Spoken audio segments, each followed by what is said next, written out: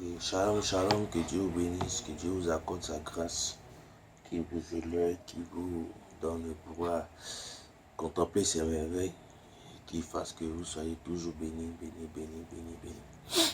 Ce matin, Dieu me met à cœur de pouvoir partager cette parole-là avec vous, vous exhorter, vous donner de pouvoir comprendre et de continuer sa marche chrétienne dans une bonne vision. Ok, nous allons prier. Père, merci pour ta grâce, merci pour ta bonté, merci pour ton amour, que ton nom soit élevé, que ton nom soit magnifié. Béni sois-tu pour tout ce que tu fais. Gloire et honneur te soient rendus. Viens prendre le contrôle, dispose tout, touche le cœur de tes enfants, afin que ce que nous allons tous entendre, Seigneur, vous dise dans notre cœur une transformation, et qu'elle change en nous l'idée de ta marche, et qu'elle fasse de nous des personnes affranchies et bénies. Merci. Amen. Le texte de base se portera sur plusieurs passages que nous allons lire. Voilà, Proverbe chapitre 14, verset 8. La sagesse de l'homme prudent, c'est l'intelligence de sa voix. La folie des insensés, c'est la tromperie. Nous allons continuer, on passe dans le livre de même Proverbe, le livre de Proverbe, chapitre 8 à partir du verset 1. La sagesse n'écrit-elle pas? L'intelligence ne s'élève-t-elle pas dans sa voix?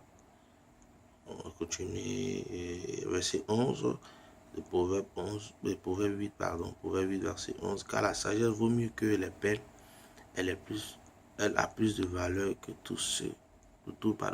elle a plus de valeur que tous les objets. Prie. Bien-aimé, mon thème que nous allons en ce jour partager ensemble, c'est la sagesse. Vous savez, la sagesse, c'est une chose essentielle que toute personne doit avoir, toute personne doit chercher à l'avoir, parce que elle produit en nous vraiment certaines capacités de pouvoir être prudent. Parce que tout à l'heure, quand nous avons lu le livre de Proverbe 14, à partir du verset 8, nous avons vu que la sagesse prudente d'un homme, comme la sagesse de sa voix. Donc, celui qui veut avoir une voix excellente doit produire en lui la sagesse. Mais qu'est-ce que la sagesse? La sagesse, c'est quoi? C'est la prudence. La conception de pouvoir retenir toujours des choses qui sont agréables. Vous savez, une personne qui n'est pas sage ne peut bâtir, comme on appelle ça, sa maison.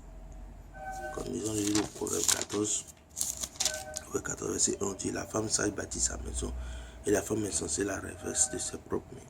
Donc, il faut que une personne qui prétend garder une bonne harmonie avec Dieu doit avoir en elle la sagesse.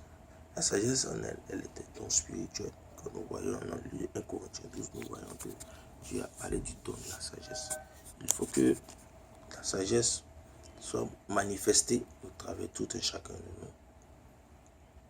Il faut que la sagesse soit manifestée au tout et chacun de nous. Le livre de Proverbes dit, on dit, un homme sage fait la fierté de son père. Donc, en tant que chrétien, en tant qu'enfant de Dieu, nous devons retenir, nous devons garder en nous ce qu'on appelle la sagesse. Et quand nous voyons l'Ésaïe 11, nous voyons là-bas que Dieu nous parle des esprits et il nous parle de l'esprit de sagesse et d'intelligence. Donc, toute personne qui désire voir sa vie, son foyer, ses affaires prospérer, doit garder en lui la sagesse. Il faut avoir la sagesse. La sagesse, elle est très, très, très, très importante dans le succès avec Dieu, dans la réussite avec le Seigneur. On ne peut pas atteindre un niveau si nous n'avons pas la sagesse. La sagesse nous garantit sur plusieurs choses. Elle nous donne d'être patient, elle nous donne de persévérer, elle nous donne de pouvoir avoir la crainte. Voilà pourquoi le Proverbe 15 nous dit que le commencement de la sagesse, c'est la crainte de Dieu. Donc, le commencement de toute chose, un fondement d'une base chrétienne, c'est la sagesse. On ne peut atteindre, comment je peux le dire, une perfection si nous n'avons pas la sagesse. La sagesse nous donne d'apprendre, nous apprenons, nous cherchons à pouvoir percer, nous cherchons toujours à pouvoir garder, percevoir la chose la plus profonde dont nous nous disons que cette chose-là, elle est point à mesure de tout. Donc la sagesse nous donne de grandir. Voilà, la Bible dit que Jésus grandissait en sagesse et Amen. On dit Jésus grandissait et croissait. Amen. En sagesse et en grâce. Vous voyez? Donc, ce qui faisait la force de notre Père, c'est que la sagesse lui a donné de grandir. La sagesse lui a donné d'avoir vraiment une lecture, une pensée, lui donnait de pouvoir avoir une forte compréhension du ministère ou de la vie sociale. Et la sagesse, pardon, elle nous donne de gouverner. Lorsque nous prenons le cas de Salomon, qui a demandé la sagesse et l'intelligence pour pouvoir avoir une bonne performance de la gouvernance. Donc, bien aimé, la sagesse, elle est très très importante. Une femme qui veut fonder un foyer doit avoir la sagesse. Elle ne doit pas être une femme coléreuse, mais elle doit avoir la sagesse.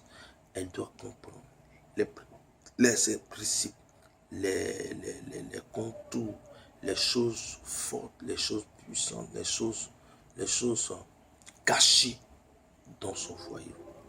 Voilà. Elle ne doit pas amener autour d'elle, ou je peux dire dans son environnement, détruire son foyer, qu'elle-même s'est construite d'y avoir. Donc, il faut que une femme sage bâtir sa maison.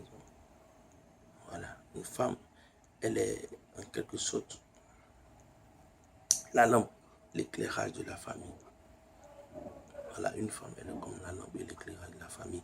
Elle est celle-là qui sait donner à sa famille de pouvoir atteindre un principe, de pouvoir atteindre un objectif. Certes, l'homme est le chef de la famille, mais la femme est celle-là qui donne parfois des conseils, qui donne parfois certaines comment je peux appeler, certaines directives pour pouvoir donner à sa famille d'être galvanisée. C'est elle qui a la capacité de pouvoir donner à son homme la possibilité d'y croire. C'est elle qui a la capacité d'amener à son homme d'être une personne, comment on appelle ça, une personne prudente, d'être une personne, je peux employer quel mot, d'être une personne prévoyante. Oui. Et c'est elle qui donne des idées.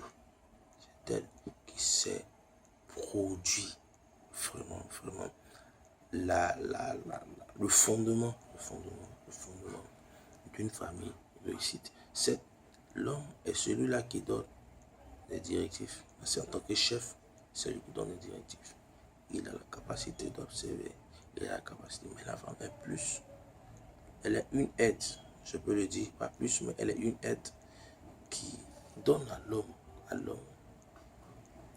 l'idée de réfléchir. Lorsque l'homme, ayant été ce dernier fondé sur, comment je peux appeler, sur certaines choses qui peut-être sont un peu difficiles pour lui de régler, la femme est celle qui sait lui donner peut-être certaines clés, certaines choses, comment je peux appeler, certains points qui peuvent aider l'homme. Mais les points que ces derniers donnent doivent être dans de bons sens et non dans un sens qui va, elle, peut-être lui donner d'être toujours bien vu. Voilà, d'être toujours bien vu. Non. Lorsque un père peut-être veut sanctionner son enfant, elle peut être cette femme-là qui peut dire non, ne sanctionne pas l'enfant, mais produit telle forme de choses pour amener ce dernier à être droit, être juste.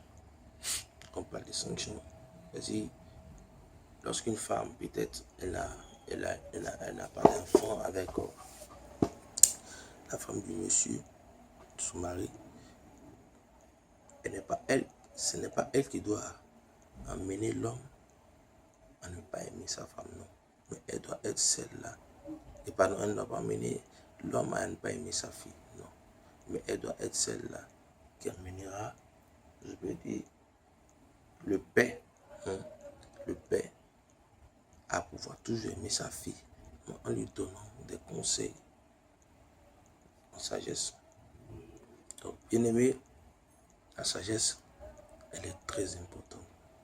Donc, je prie que Dieu fasse produire en nous la sagesse pour que nous puissions mieux atteindre une belle performance avec le Seigneur.